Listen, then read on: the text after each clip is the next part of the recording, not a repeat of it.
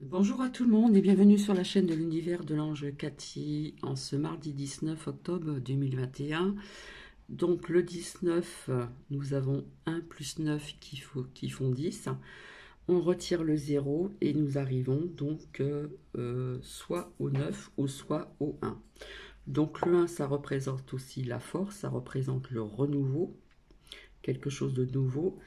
Et puis le 9 représente aussi donc la fin d'un cycle et la réalisation via le numéro 1, la nouveauté, en demandant la force. J'espère que vous allez bien. Bienvenue aux nouvelles et aux nouveaux abonnés. Je vais commencer par vous lire la phrase du jour de Antoine de Rivarol. Sans l'âme, le corps n'aurait pas de sentiment, et sans le corps, l'âme n'aurait pas de sensation. Alors pourquoi cette phrase? À savoir aussi, donc pour certaines personnes qui ne savent pas, vous savez que notre intuition, notre ressenti, etc. se trouve au niveau du chakra sacré. Donc nous avons ici le chakra racine en premier, tout ce qui touche l'ancrage, tout ce qui est réalisation, etc. Et nous avons ici en deuxième position le chakra sacré, donc qui se trouve à peu près vers le bas de notre ventre. En ce qui concerne, je vais revenir un petit peu là-dessus. Comment dire, vous savez, cette ministre du Logement qui veut mettre fin aux maisons individuelles. Voilà, alors que cette personne a une maison aussi, un jardin. Donc, faites. Il y a un dicton qui dit ne faites pas ce que je fais. Enfin, bref, c'est du n'importe quoi. Bref. En ce qui concerne aussi donc l'urgence climatique, on parle de logement collectif, d'accord? Donc on parle aussi de confinement climatique via la pollution. Donc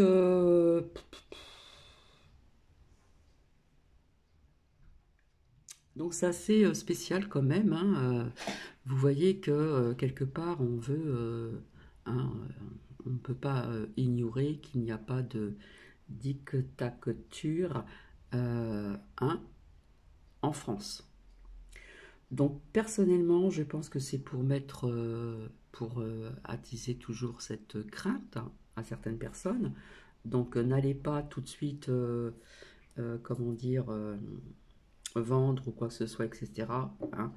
Euh, voilà, et il continue, comme on dit, à toujours euh, faire peur, entre guillemets, mettre la crainte à certaines personnes.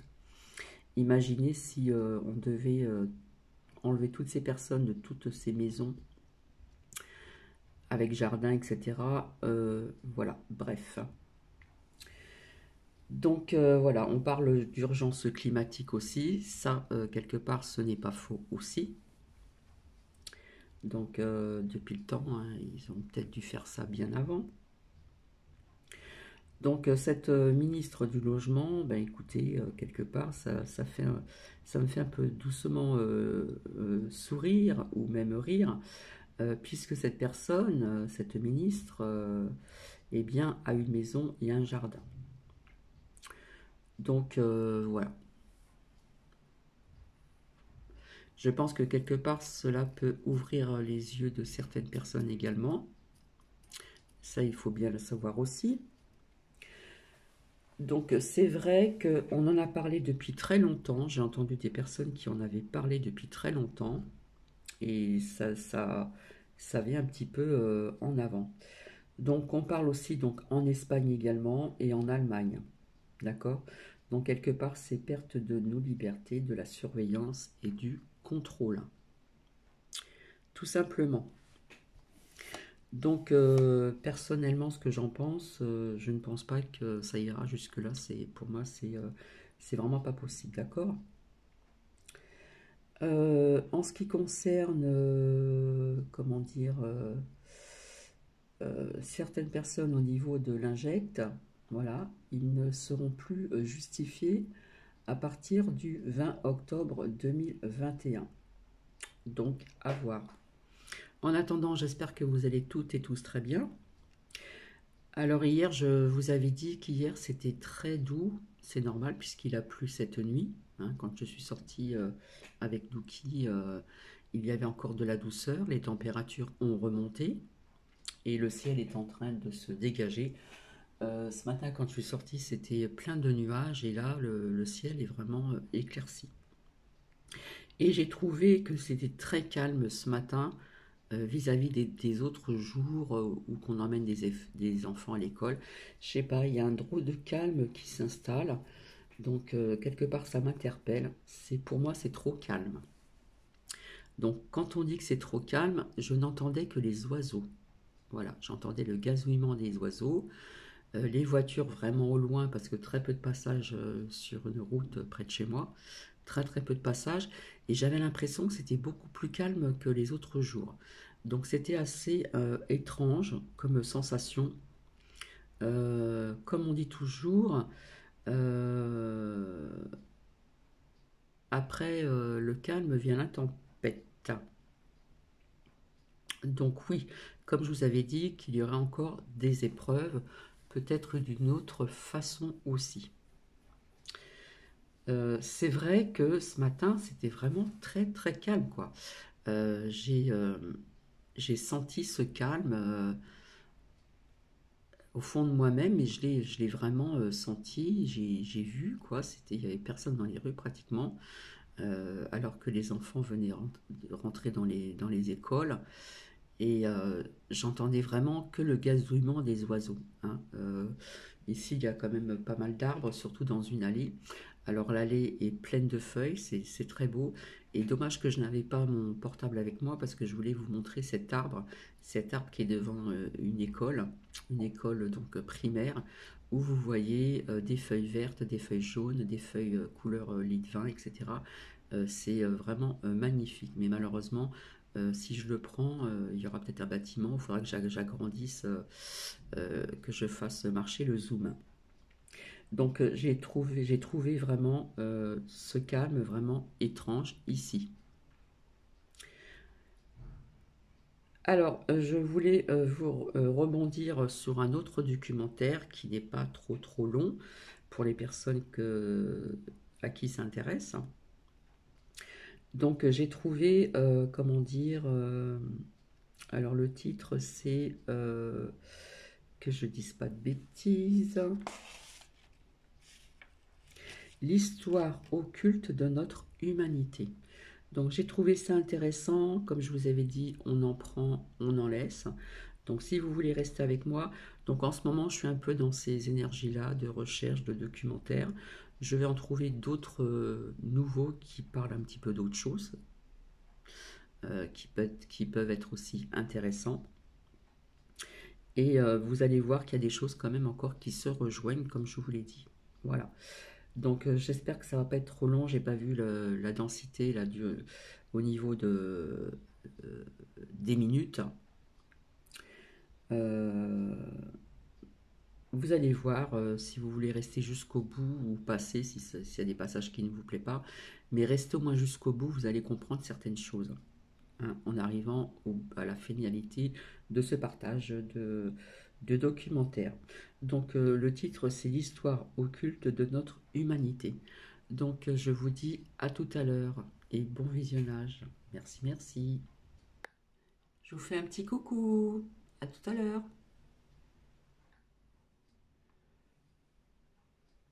Toute l'histoire d'Anki depuis sa naissance jusqu'à nos jours. C'est certainement la vidéo la plus importante que j'aurais eu à réaliser et c'est avec un grand plaisir que je vous la présente aujourd'hui.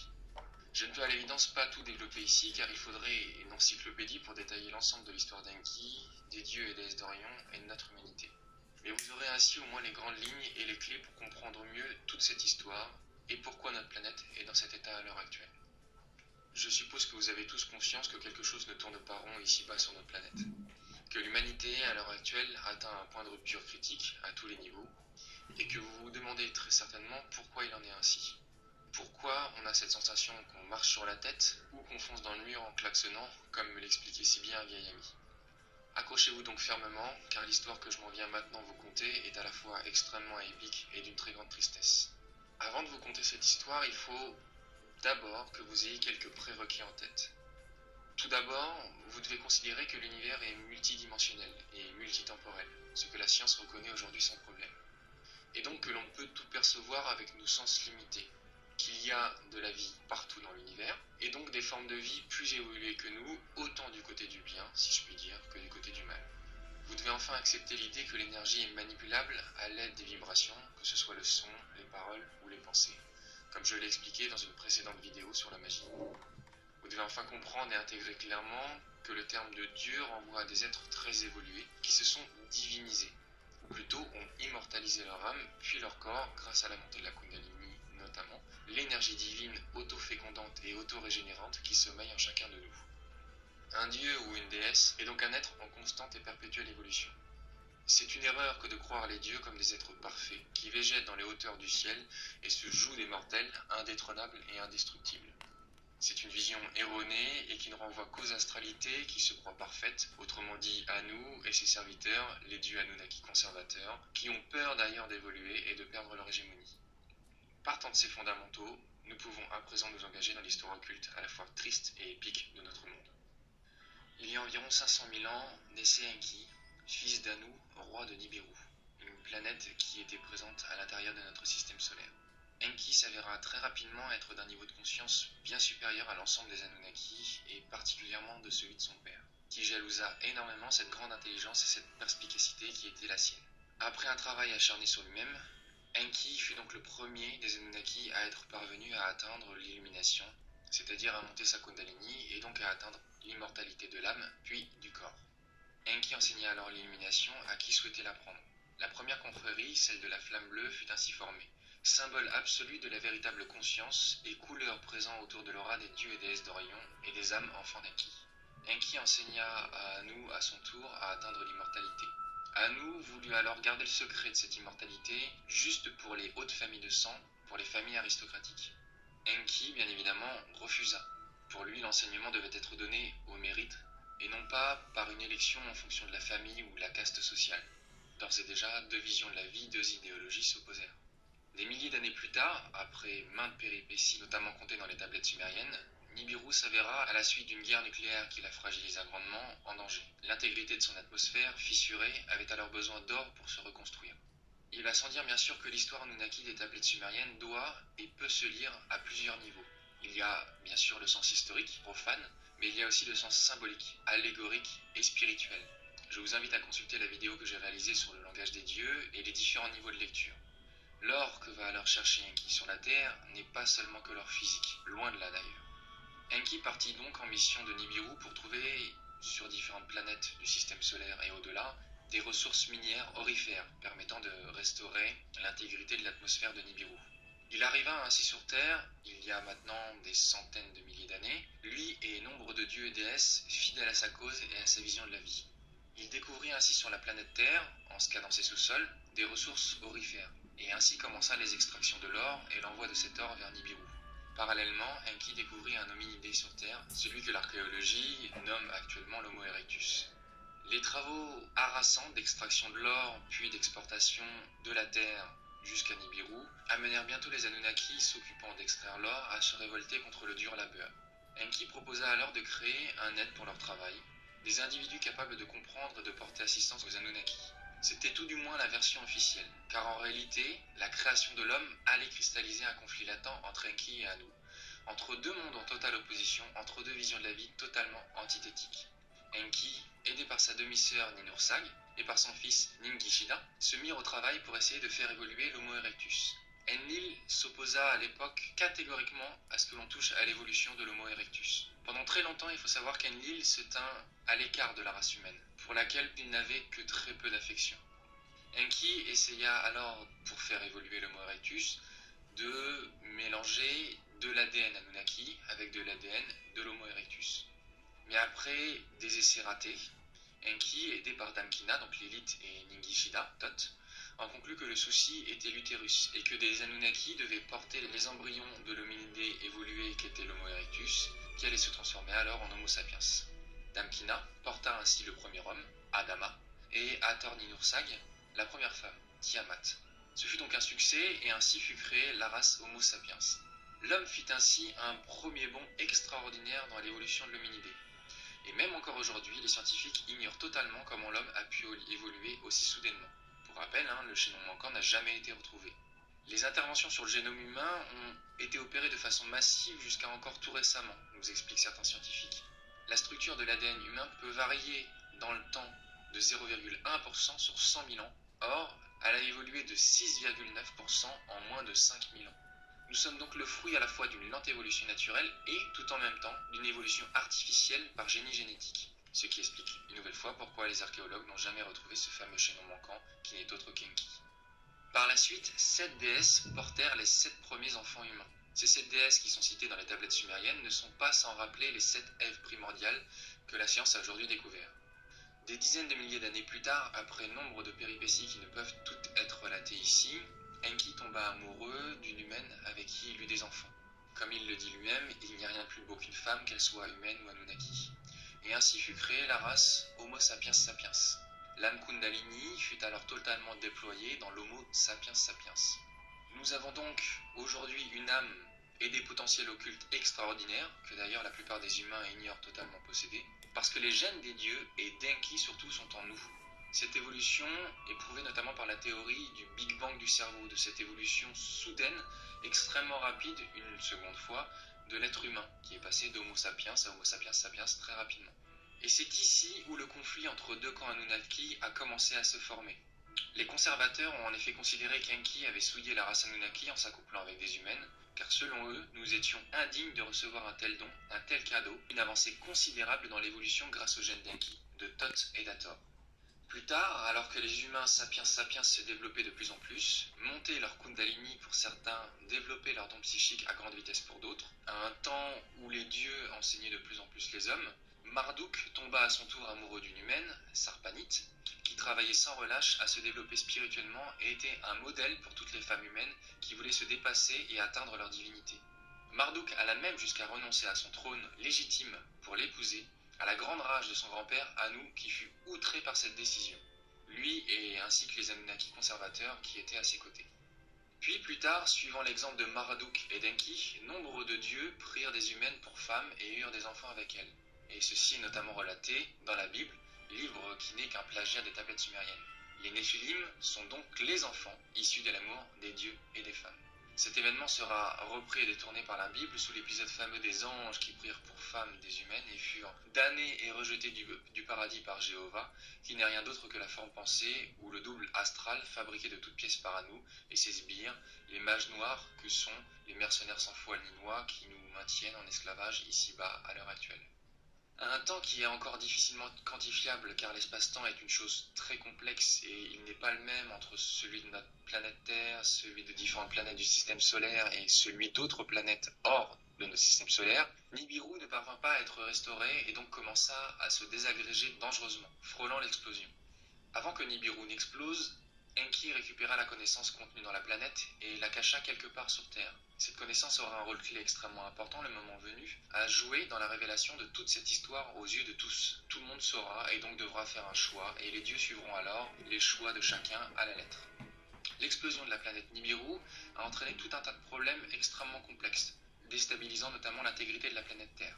Enki, lors de cette explosion, guida les Anunnaki qui quittèrent Nibiru en catastrophe et les aida à trouver refuge notamment sur Terre et les autres planètes du système solaire comme Mars et Vénus notamment. Marduk, armé de son courage et à l'aide de vaisseaux équipés d'une technologie puissante, lutta contre les débris pour les pulvériser afin qu'ils n'atteignent pas la Terre. Anu s'installa alors ensuite sur Saturne, notamment ses anneaux, planète qu'il a volée à Enki. Des hauteurs de Saturne, il observa ainsi avec angoisse Enki continuer à enseigner la race humaine. Et c'est ici qu'Anu prit réellement peur de l'évolution de l'humanité. Parmi les Anunnaki, deux branches se sont alors opposées. D'un côté, ceux qui soutenaient Enki, et de l'autre Anu.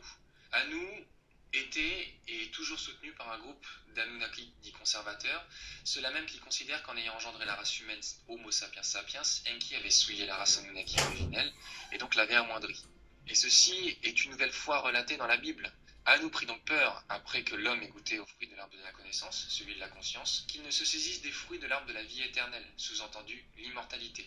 Je vous cite la Bible, l'Éternel Dieu dit « Voici, l'homme est devenu comme l'un de nous, pour la connaissance du bien et du mal, empêchons-le maintenant d'avancer sa main, de prendre de l'arbre de vie, d'en manger et de vivre éternellement. Clairement, les volontés d'Anu ici sont d'empêcher et de limiter l'évolution de la Kundalini à l'intérieur de l'humanité, et donc empêcher les humains de se diviniser. Apeuré donc par l'évolution rapide de l'humanité, Anu convoqua Enki et lui demanda de détruire la race humaine qui, pour lui et ses partisans, était une aberration et un danger pour son hégémonie. Mais Enki, bien évidemment, qui avait énormément d'affection pour l'humanité, refusa. Anu le menaça alors d'entrer en guerre s'il n'obéissait pas. Mais c'était bien mal connaître Enki Shiva, Enki Uranus, le rebelle, celui qui ne se soumet à aucune loi injuste. Il y a donc environ 12 à 13 000 ans, Anu attaqua la Terre et servit alors de cheval de Troie à l'entrée sur Terre, de vaisseaux, des mercenaires sans foi ni loi, d'une race extraterrestre particulièrement belliqueuse avec qui il s'était alors allié. Son attaque violente entraîna la destruction d'un continent extrêmement vaste et ce continent a notamment été découvert sous le nom de Kumari Kandam, un continent relativement grand puisqu'il fait la taille de la Chine et de l'Europe cumulée. À cause de ce violent cataclysme, aujourd'hui reconnu, le niveau des eaux a alors soudainement monté de plusieurs centaines de mètres, engloutissant ce continent totalement. Le tsunami de 2004 qui toucha les côtes indiennes, lorsque la baie fut mise à nu pendant une trentaine de minutes, a mis en évidence la présence de traces de cette civilisation sous les eaux. Graham Hancock, l'auteur de fameux ouvrages sur les anciennes civilisations et sur les dieux civilisateurs que sont les Anunnaki, est même allé jusqu'à plonger aux abords de l'Inde, avec des pêcheurs qui disaient accrocher leurs filets sur des ruines pour vérifier leurs dires. Dires qui se sont avérés vrais puisqu'il a trouvé plusieurs ruines et vestiges d'une ancienne civilisation. Anu provoqua ainsi la chute d'une partie de l'Atlantide, ce qui explique pourquoi vous avez autant d'îles morcelées en Indonésie, et également pourquoi de nombreux vestiges ont été et sont encore retrouvés dans les eaux de l'océan Indien. Fort heureusement, Enki et les dieux et déesses d'Orion parvinrent à repousser Anu, qui évita de justesse d'être totalement détruit, s'en retourna sur Saturne sans demander son reste. Les dieux, après ce cataclysme, allèrent s'installer en Égypte. Et c'est pourquoi des archives en Égypte expliquent que les dieux civilisateurs sont des survivants arrivés d'un continent lointain après un cataclysme qui a eu lieu il y a 12 000 ans, comme l'expliquent notamment Platon et même Hérodote. Histoire racontée en détail sur les murs du temple d'Edfu en Égypte. Cette attaque d'Anu a cependant gravement endommagé la Terre. Fait intéressant, on notera qu'il y a environ 12 à 13 000 ans, le climat mondial a brutalement changé. Le niveau des océans grimpa de plusieurs centaines de mètres et près de 35 espèces de mammifères terrestres disparurent brusquement. Plusieurs études scientifiques démontrent qu'un choc violent, que plusieurs impacts gigantesques ont brutalement frappé la Terre en plusieurs endroits. Je vous invite à vous pencher sur le travail de Jacques Grimaud et son fameux équateur penché. Il a effectivement mis le doigt sur une vérité extrêmement importante.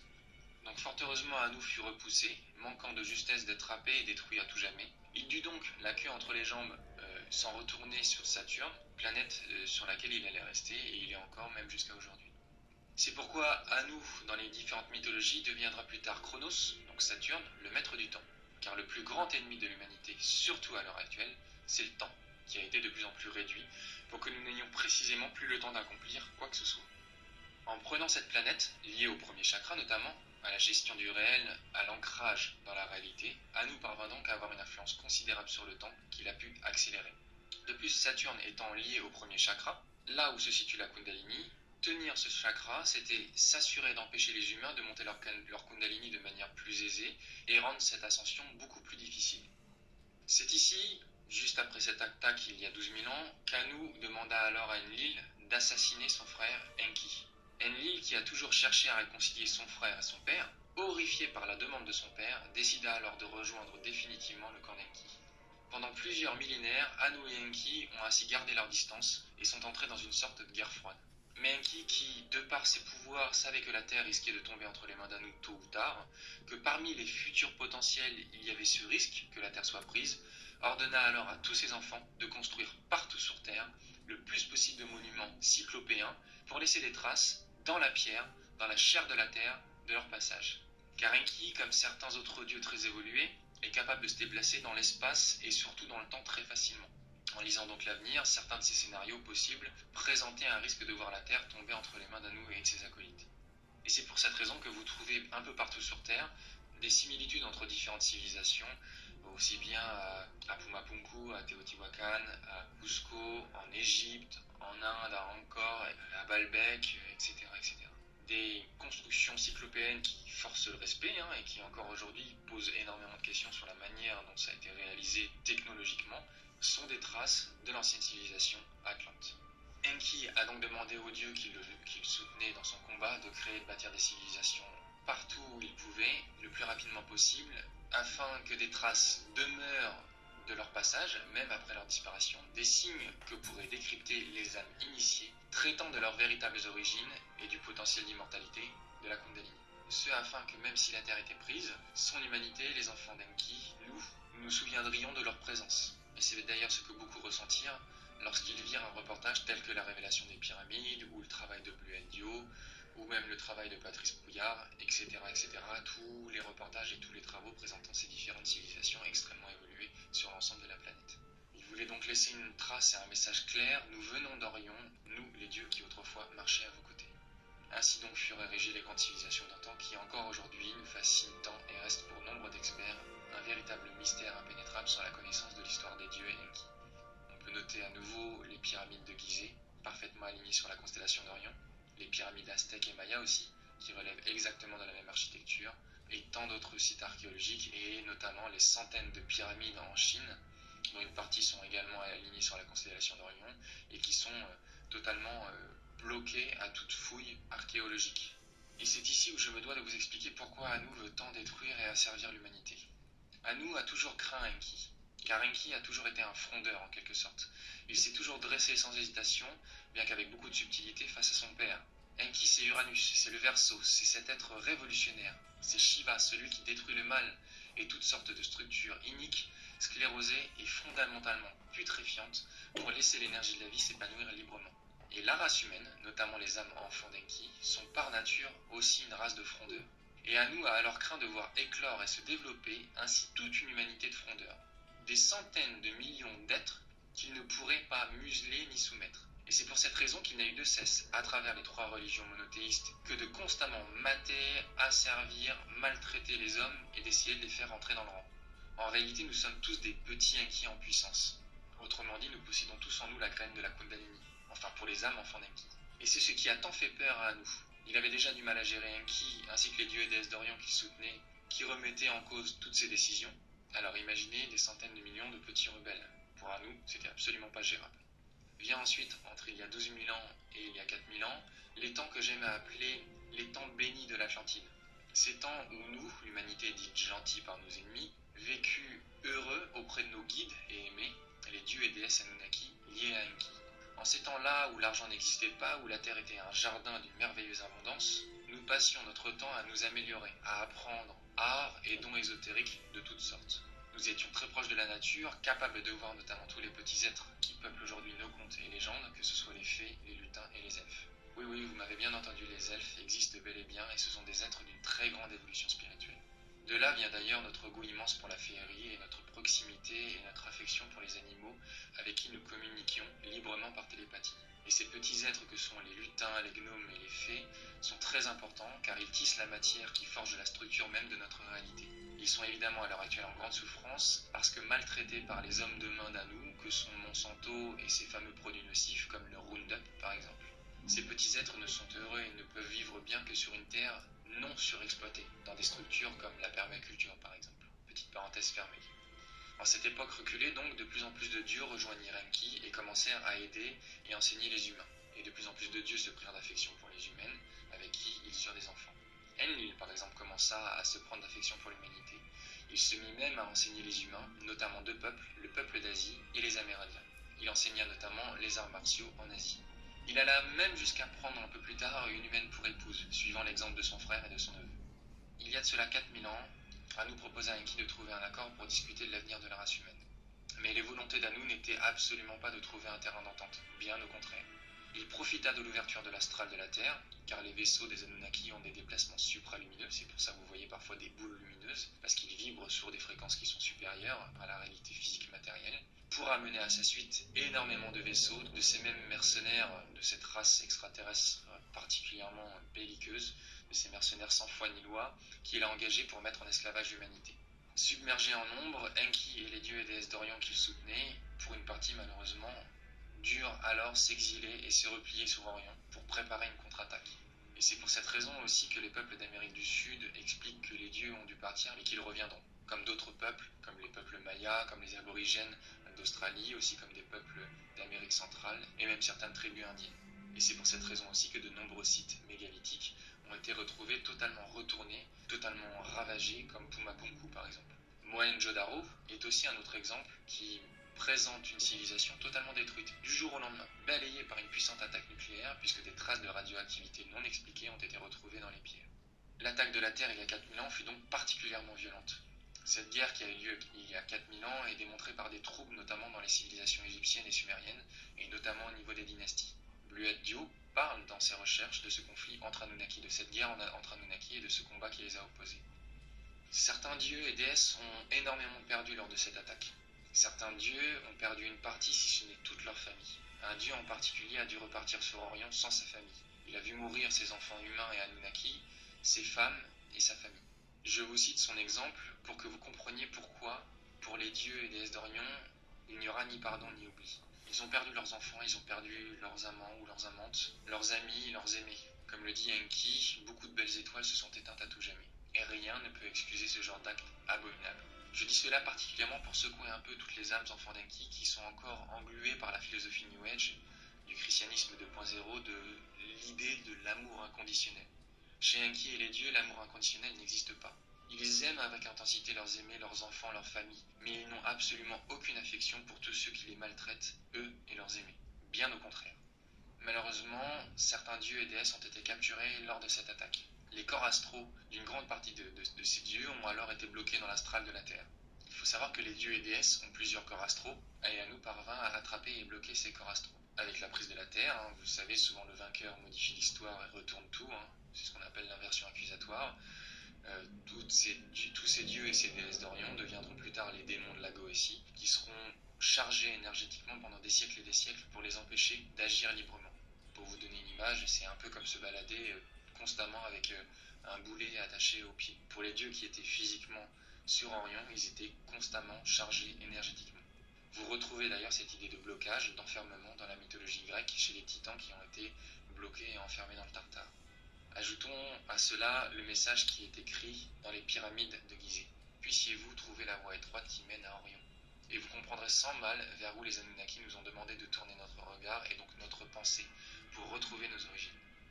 La prise de la Terre marqua le début du calendrier maya et le début effectif de ce qu'on appelle le Kali Yuga, ou l'âge de fer, dominé par Anu.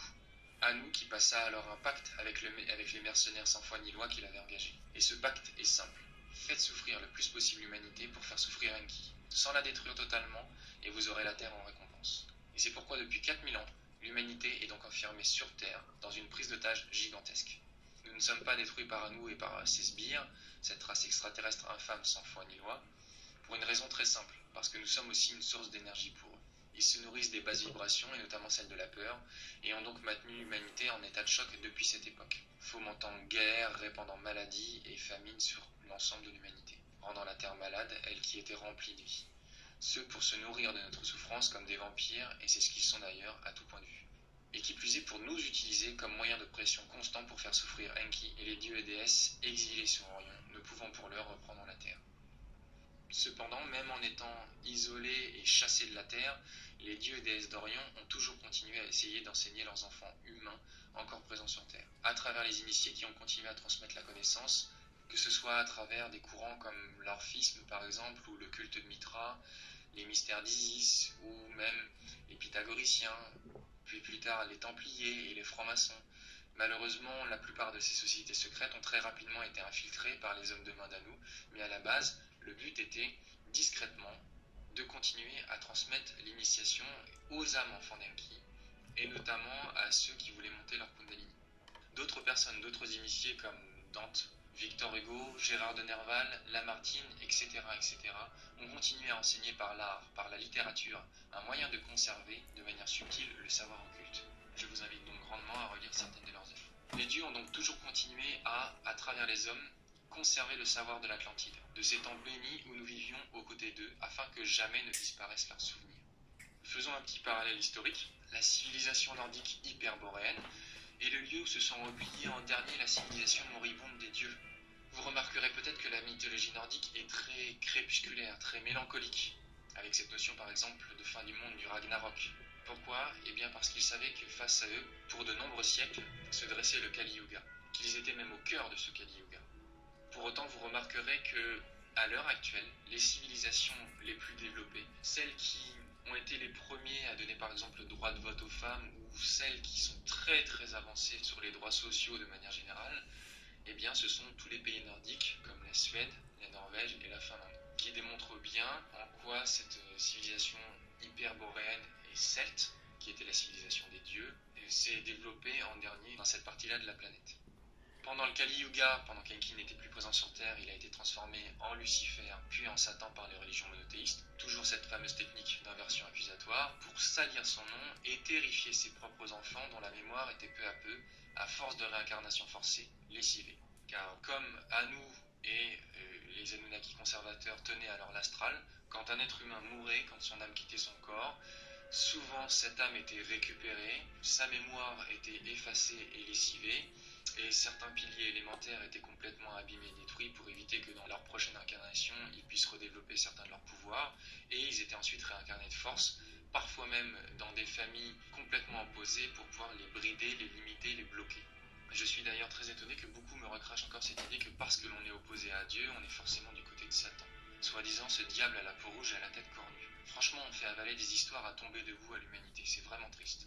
Je ne comprends pas que beaucoup ne saisissent pas, surtout après 4000 ans d'hégémonie judéo-chrétienne.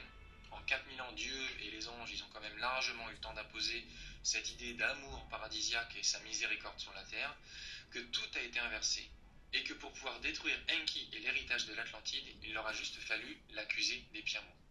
J'aimerais d'ailleurs également ouvrir une petite parenthèse ici et maintenant concernant le sort fait aux femmes, non seulement dans toutes les religions d'Anu et les civilisations afférentes, sur toute la Terre de manière générale, depuis 4000 ans. Lorsqu'Enki et d'autres Anunnaki eurent des humaines pour épouses et eurent des enfants avec elles, Anu considéra qu'ils avaient souillé la race Anunnaki et fit des femmes les responsables. On le voit d'ailleurs dans la Bible, c'est Ève qui tente Adam, enfin c'est toujours la femme qui est tentatrice. Enki et les dieux d'Orion ont un très grand respect pour les femmes de manière générale. De même qu'ils ont beaucoup d'admiration et de révérence pour les incarnations du Yin, notamment à travers la nature. Lorsque la Terre tomba entre les mains d'Anu, il y a 4000 ans, ce dernier, pour faire souffrir Enki et les dieux d'Orion, fit tout pour faire souffrir les femmes et plus encore leur faire perdre confiance en elles. Car il faut savoir que les femmes, magiciennes, de par leur affinité naturelle avec l'énergie Yin, possèdent une puissance magique considérable qu'Anu craint énormément. En maltraitant les femmes, en les rabaissant constamment, en les soumettant à volonté à un pouvoir patriarcal absolument despotique et destructeur, Anu s'assure ainsi de voir le pouvoir magique des femmes disparaître petit à petit.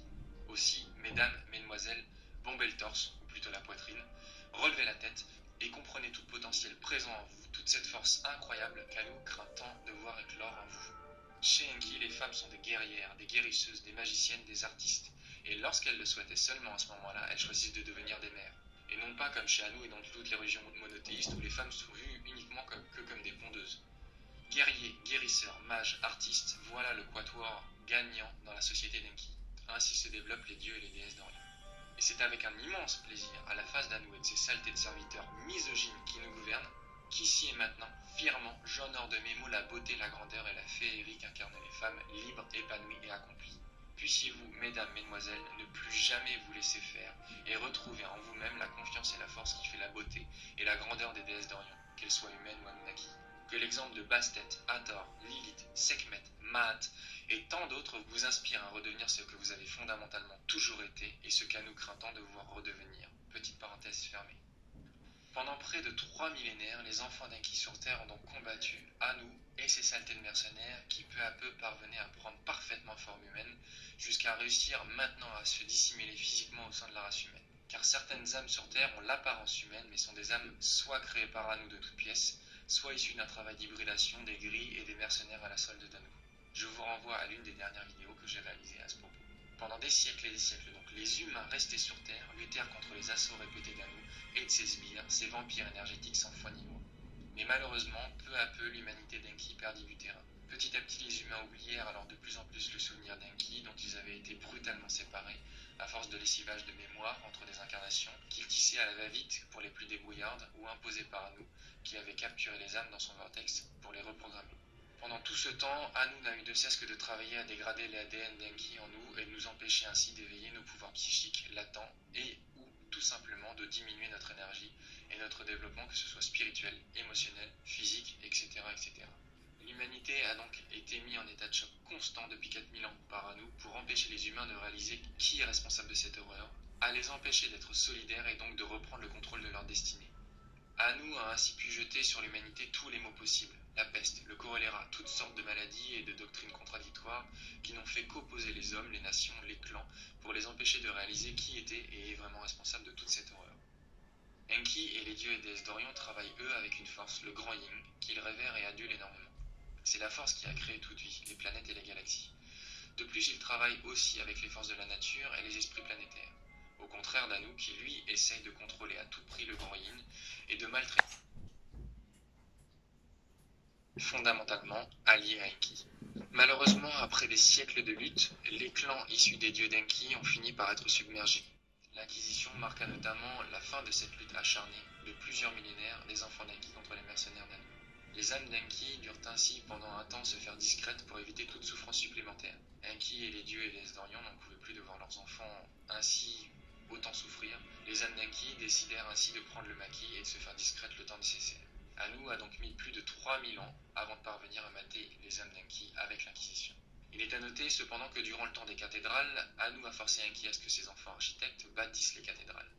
Les initiés plus subtils, obligés à bâtir, ont été suffisamment malins pour laisser des informations dans les bas-reliefs des cathédrales, notamment sur le processus du magnum opus, de l'éveil de la Kundalini et donc de l'immortalité. Ils ont de plus construit les cathédrales pour détourner les énergies d'Anu. Une société secrète comme les Templiers, par exemple, a notamment été créée par Enki pour essayer de continuer à transmettre cet enseignement. Mais malheureusement, comme je vous l'ai dit plus tôt, toutes les sociétés secrètes ont tôt ou tard été infiltrées par les sbires d'Anu. Ce qui fait que la franc-maçonnerie à l'heure actuelle, ou les Templiers s'il en existe encore, sont toutes malheureusement entre les mains d'Anu. Enki eut également comme projet la création des États-Unis, dont les premiers amendements sont clairement des principes et préceptes inspirés par sa philosophie. La liberté d'entreprendre, la liberté de culte, etc., etc. Ce sont clairement des notions basées sur le monde d'Enki. Malheureusement, très rapidement, les États-Unis furent infiltrés par les sbires d'Anu, ce qui en fit le pays que nous avons à l'heure actuelle, un pays à double tranchant. À la fois où il y a une grande liberté d'entreprendre et à la fois un pays extrêmement débilisé et décadent. Faisons un saut dans le temps pour atterrir à notre époque. Finalement, aux alentours des années 2002-2003 de notre espace-temps, ceci est important à noter car l'espace-temps de la Terre, géré notamment par l'influence énergétique de Saturne, n'est pas le même du tout que celui des dieux d'Orient. Donc aux alentours de 2002-2003, les dieux qui étaient prisonniers dans la Goétie, dans ce système magique qui avait fait de des démons, tactique classique d'inversion accusatoire, parvinrent enfin à se libérer. Et c'est à cette époque qu'une grande vague d'âmes en attente d'incarnation sur Orion fut alors envoyée sur la Terre. Des âmes encore jeunes, mais extrêmement guerrières, qui auront un rôle extrêmement important à jouer le moment venu face aux serviteurs d'Anu, non humains, dissimulés au sein de l'humanité. À la même époque, durant la guerre en Irak, on voit que l'armée américaine s'est empressée de dérober les trésors du musée de Bagdad, des pièces historiques précieuses, et notamment une grande partie des tablettes sumériennes, disparues sur le marché noir, et pour une autre partie, stockées dans les caves du Vatican, et encore non traduites. Fort heureusement, une partie des tablettes ont été traduites par Zecharia Sitchin, un homme de main d'Anu, pour créer une mode et rattacher l'histoire d'Enki à celle de Nibiru. Car comme Nibiru n'existait plus, l'idée était de faire accroire que l'histoire d'Enki, comme celle de Nibiru, était un hoax, un mensonge. Anu, qui savait que tôt ou tard la vérité sur Enki serait révélée et répandue, a donc voulu prendre les devants en faisant passer l'histoire d'Enki pour une fable ou un mensonge. Malheureusement pour Anu, Enki veillait au grain et à l'aide des initiés sur Terre, la traduction des tablettes, qu'Enki ne valide qu'à hauteur de 60% pour ce qui est de la trame générale, parvint à remettre les pièces du puzzle dans le bon ordre. Et c'est pour cette raison qu'il faut comprendre que ce qui se passe à l'heure actuelle sur Terre, entre les deux camps, est une sorte de jeu d'échecs gigantesque par fidèle interposé, par initié interposé sur la Terre. Nous arrivons maintenant à notre époque. En 2012, la fin du calendrier Maya, un calendrier à rebours, marqua alors le commencement de la prophétie de Thoth, le début du Satya Yuga, l'âge d'or des révélations, ou l'ère du Verseau, qui sera détaillé et explicité dans une prochaine vidéo. Le combat qui a eu lieu entre Enki et Anu, et les Anunnaki qui les soutiennent des deux côtés, est un combat titanesque entre des dieux de très grande puissance et aux énormes pouvoirs qui nous dépassent d'autant plus que nous sommes actuellement à un degré d'involution dramatique. L'humanité est donc au cœur d'un conflit d'une envergure impressionnante. J'irai même plus loin, l'humanité même est la cause et l'enjeu majeur de ce conflit et de l'état de désagrégation et de pollution actuelle de la Terre. Il faut savoir que Enki et les dieux et déesses d'Orion ont déjà gagné la guerre contre Anu dans leur espace-temps, sur Orion. Mais cet espace-temps est en décalage avec le nôtre, il est très loin. La vague d'énergie de cette victoire n'arrivera dans notre espace-temps que dans quelques années. Phénomène qui sera plus amplement développé dans la prochaine vidéo consacrée à la prophétie de Thoth. Allons plus loin encore pour comprendre ce qu'il se passe à l'heure actuelle sur notre planète et, à plus grande échelle, dans le corps cosmique de la vie. La création de la race humaine a en réalité cristallisé un conflit idéologico-énergétique entre deux visions de la vie différentes, celle d'Enki et celle d'Anu. La race humaine est la clé de voûte de ce conflit, à la fois la cause et le centre de ce combat multimillénaire. En refusant de nous détruire, Enki a donc acté un conflit latent entre lui et Anu, entre sa vision de la vie et celle de son père. Ensuite et pour terminer, Anu nous maintient en esclavage, en état de choc et de souffrance permanente parce qu'il ne peut pas atteindre directement Enki. Et comme il ne peut pas l'atteindre, il fait souffrir l'humanité, ses enfants. Ainsi, indirectement, il parvient à faire souffrir Enki et les dieux et déesses d'Orion qui voient leurs enfants et leurs aimés ici-bas énormément souffrir de la situation actuelle de la Terre. Et nous ne sommes pas éliminés parce que nous sommes une ressource inestimable pour Anu et ses mercenaires, une très grande source d'énergie et tout simplement une ressource humaine en termes d'esclaves. Nous vivons donc à l'heure actuelle sur Terre une prise d'otage gigantesque. Pour utiliser une métaphore, on peut dire que nous avons un flingue sur la tempe, et au moindre faux mouvement de la part d'Enki et des dieux et déesses d'Orion qui veulent reprendre la Terre et leurs enfants dans le meilleur état possible, Anu et surtout ces mercenaires qui n'ont plus nulle part où aller peuvent décider de détruire la Terre, de tout faire sauter. Actuellement, Enki rappelle peu à peu ses enfants, les âmes humaines qui furent auprès des dieux et déesses d'Orion, présents partout sur Terre au temps béni de l'Atlantide. Il peut le faire de plusieurs façons. Si vous avez regardé cette vidéo jusqu'à maintenant, c'est très certainement parce que quelque chose vous parle à l'intérieur, vous appelle.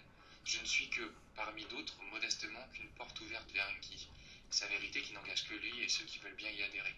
Mais les sentiers pour arriver au sommet de la montagne sont multiples, et comme chacun est unique, comme le dit si bien Enki, chacun découvre et adhère à la vérité selon son propre chemin. Enki et les dieux et déesses d'Orion ne peuvent pas intervenir immédiatement pour plusieurs raisons. La première parce qu'il attend que le plus de personnes possible s'éveillent et s'engagent spirituellement auprès de lui afin que l'âme, dans la dimension supérieure, celle dite supralumineuse par les scientifiques, puisse quitter l'égrégore d'Anu, dans lequel elle est actuellement emprisonnée, pour rejoindre celui d'Enki et ainsi être sécurisée. La deuxième raison, est certainement la plus importante, parce qu'il attend des mouvements énergétiques planétaires clés pour pouvoir intervenir. On va utiliser à nouveau une métaphore d'un domaine qui me plaît personnellement parce que je le pratique régulièrement. Si vous avez déjà fait du surf par exemple, vous comprendrez qu'il est judicieux de prendre la vague au bon moment, si on ne veut pas se retrouver dans les rouleaux, happés et envoyés par le fond. La troisième raison, parce que les mercenaires d'Anu n'ont plus nulle part où aller et que s'ils voient Enki débarquer à toute vitesse, ils feront sauter la Terre. Or, il y a à présent sur Terre quelque chose que les deux camps convoitent énormément. Vous devez donc comprendre qu'actuellement la reprise de la Terre, c'est un jeu d'échecs gigantesque, conjecturé sur de nombreux coups d'avance et ou parallèles. Tout cela relève bien évidemment de la stratégie d'être extrêmement développé, des deux côtés, bien plus intelligent que nous ne le serons jamais. La seule chose sur laquelle nous devons et pouvons agir et travailler, c'est nous-mêmes, notre réveil individuel, et donc notre impact positif sur notre planète, la nature, et peut-être, par ricochet, l'éveil de nos semblables en faisant monter leur vibration avec les nôtres. Mais retenez quoi qu'il arrive ce point essentiel, que les dieux ne cessent de nous répéter. Le véritable enjeu maintenant est individuel, énergétique pour ne pas dire occulte, dans le sens d'un travail spirituel intérieur avant tout le reste. Ils n'ont qu'un souhait que leurs enfants redeviennent des êtres solides, indépendants de pensée et d'action, et plus que tout capables de faire face avec sang-froid à toute forme de trouble, quel qu'il soit. Les prochaines vidéos seront consacrées au futur, en traitant des prophéties laissées par les dieux avant de partir, telles que la prophétie de Thoth en premier, mais aussi la prophétie des Indiens Hopis, et celles contenues dans les Puranas, les textes de l'Inde antique qui décrivent avec une extrême clairvoyance nos temps actuels. En attendant, je vous remercie de votre soutien. Donc voici, hein, on retrouve quand même certaines similitudes, je ne sais plus comment on dit.